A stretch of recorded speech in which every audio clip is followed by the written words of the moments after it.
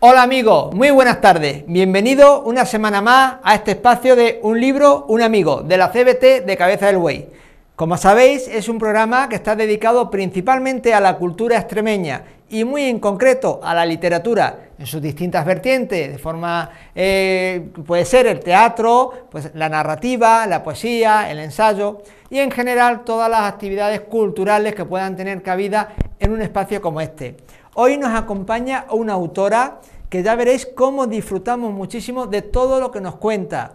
Es una autora que, si bien es extremeña, nacida en Madrigalejo, en la provincia de Cáceres, lleva toda su vida, digamos, profesional, afectiva y artística, en este caso literaria, en Madrid y también en otras ciudades de su entorno, como puede ser Guadalajara.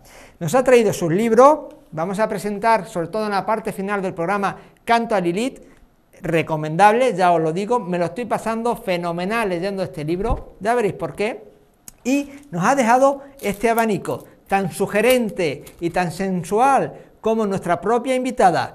El lienzo que aquí representa es un, Gauguin.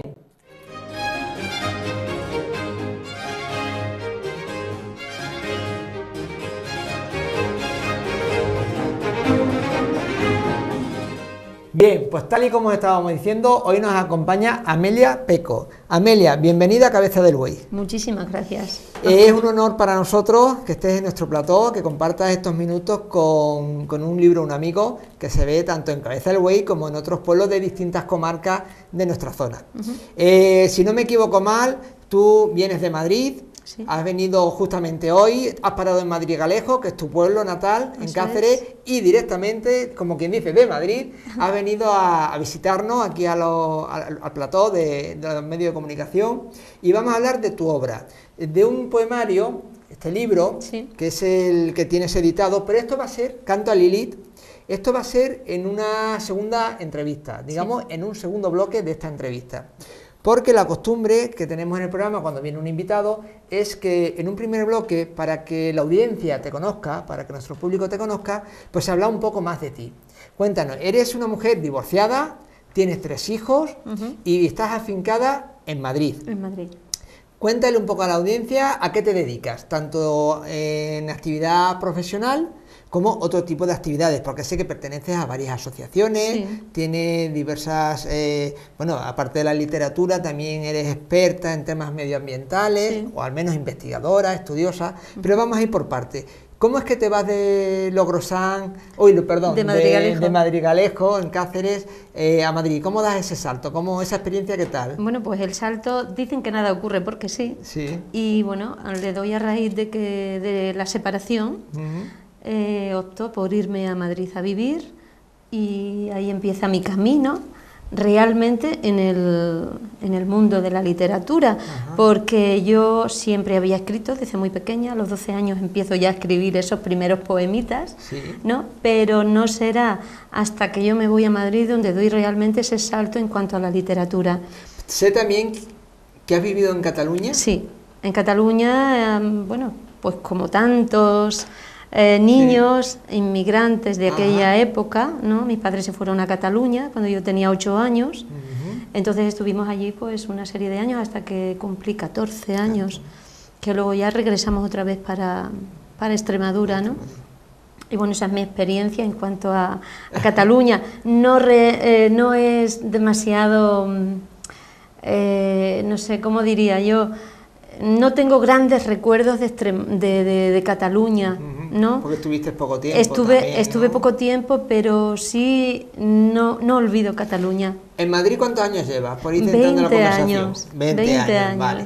Pero yo sé también, porque me lo ha comentado un pajarito, sí, que tiene mucha vinculación con una ciudad próxima a Madrid, sí, que es Guadalajara. Cuéntanos por qué. Exactamente. Pues bueno, en principio porque mi pareja vive allí. En Guadalajara. En Guadalajara. Sí. Entonces, bueno, pues yo como no me puedo estar quieta, y allá donde voy la literatura me acompaña, pues me metí enseguida en un grupo de literatura, concretamente en un grupo de poesía de la biblioteca de Guadalajara. Y a partir de ahí pues empecé a conocer gente, empecé a proponer actividades. Y bueno, Y si yo te digo la Bohème, ¿tú qué me cuentas? Pues te digo que es una asociación que formamos nosotros hace 2 años, ¿Sí? Un grupo de cineastas. Empezó por eso, por una película que queríamos hacer, ¿no? A mí me propone un hermano de Ricardo, que es mi pareja, me propone que le escriba el guión de un cortometraje. A raíz de ese cortometraje, pues pensamos que sería interesante formar una asociación cultural, y ahí nace La Bohème. Bueno, ahí nace La Bohème. Muy bien. Y aparte de La Bohème, sí. ¿pertenece a algún otro tipo de asociación cultural o de artistas? Bueno, pues en Madrid te puedo decir que está el Café Gijón, ¿no? He estado perteneciendo mucho tiempo al Círculo de Bellas Artes. Lo que pasa es que, bueno, todos son etapas y no sé si es que las vamos quemando o es que vamos necesitando hacer otro tipo de cosas o conocer a otro tipo de personas, abrir el abanico un poco, ¿no? Muy bien. Entonces, pues bueno, el Círculo de Bellas Artes ahora mismo tengo grandes amigos, sigo yendo por allí, pero ya no participo de lleno en las tertulias del... Bien. Pues vamos a hablar también un poquito de algunas obras tuyas, artículos o ensayos que tienes ya publicados en alguna edición. Por ejemplo, vamos a hablar de que también eres parte de SISEBA. Sí. Aquí ya hemos hablado que SISEBA es la Federación de Asociaciones Culturales de las comarcas de la Siberia, La Serena y Vegas Altas, que el próximo año, en marzo, Cabeza del Buey ocupará las 6ª jornadas de SISEBA, dedicadas, como ya hemos dicho en otras ocasiones, a la Constitución de 1812. Aquí será el día central, el sábado, y también acompañarán el viernes por la tarde en Castuera y el domingo por la mañana en Campanario. Hecho este preámbulo para hablar de lo que es SISEBA y de los acontecimientos que vamos a tener en Cabeza del Buey a través de Manzarabía, la asociación cultural a la que pertenecemos. Como te digo, está muy ligada a SISEBA, que ya hemos dicho, ya se sabe qué es SISEBA. Cuéntanos, ¿qué tienes publicado, por ejemplo, en este libro que tenemos aquí, que pertenece a los terceros encuentros? Sí, bueno, aquí yo tengo que decir que todo esto surge a raíz de Dionisio Martín Nieto, que es un gran amigo mío. Que es el presidente de la federación. Entonces, bueno, pues como él sabe que me gusta muchísimo escribir, me dijo, Amelia, si quieres... aquí tienes esta oportunidad de escribir, porque sabía que me gustaba mucho escribir artículos y tal, ¿no?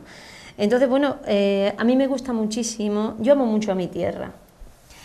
Entonces, Luis Chamizo es algo que tengo como muy, muy adentro, porque yo empiezo a leer a Luis Chamizo, son mis primeros poemas, los de Luis Chamizo, ¿no?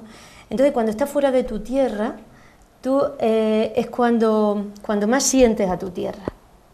Entonces, a raíz de ahí, yo me propongo escribir una serie de artículos, que son 2 concretamente, en el que se funda lo que es el castúo con la lengua castellana, ¿vale?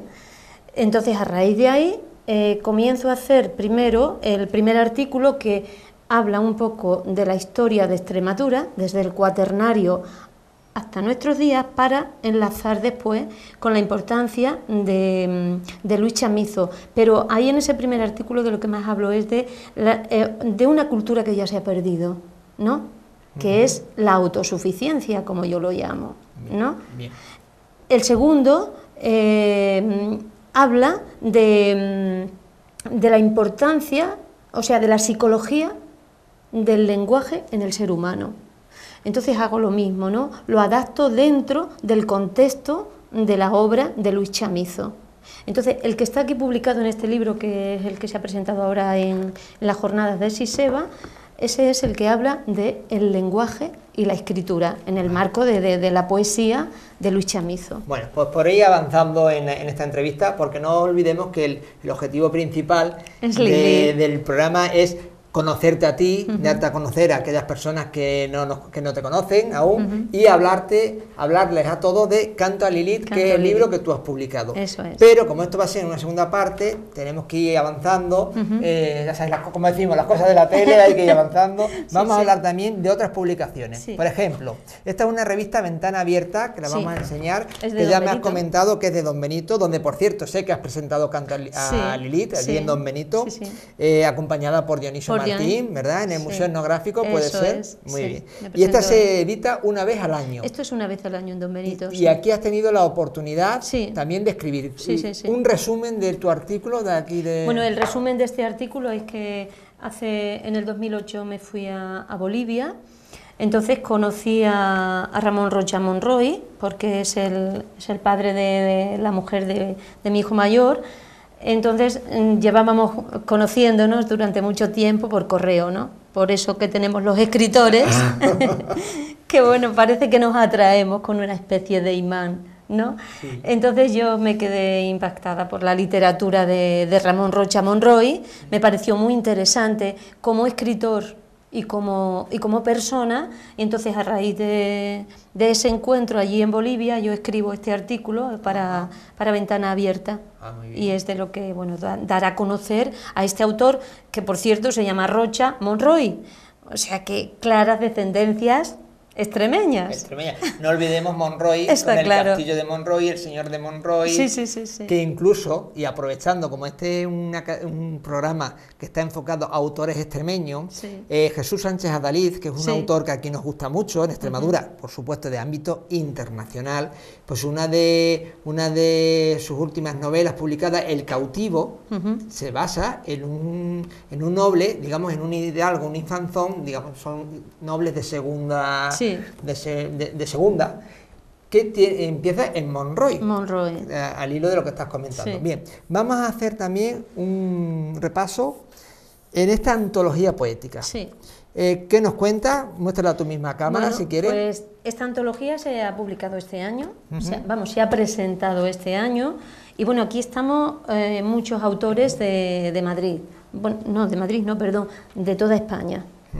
Aquí hay autores de toda España. Entonces, bueno, se ha presentado este año y yo estoy incluida en esta antología con 5 poemas que pertenecen a 5 de mis libros. Y es lo que puedo decir Uno en cuanto... de los poemas que está... Te corto un momentín para que no se te olvide, porque creo, si no me olvido, que uno de los poemas que están aquí incorporados fue finalista... porque si no se te va a olvidar decirlo. Fue finalista en un concurso importante literario en Madrid. ¿Qué poema es y qué concurso fuiste finalista? Bueno, has sido finalista en varios, a nivel internacional y nacional en Madrid. Eso es. Este que hay aquí concretamente fue premiado, creo que en el 2008, en el 2008 creo que fue, y bueno, se titula El hilo es la clave. No, perdón, este no es, Destino de diamante, es como se titula este, y pertenece al libro La mirada del cóndor, que este libro es un libro que está dedicado pues a las personas que han pasado por mi vida.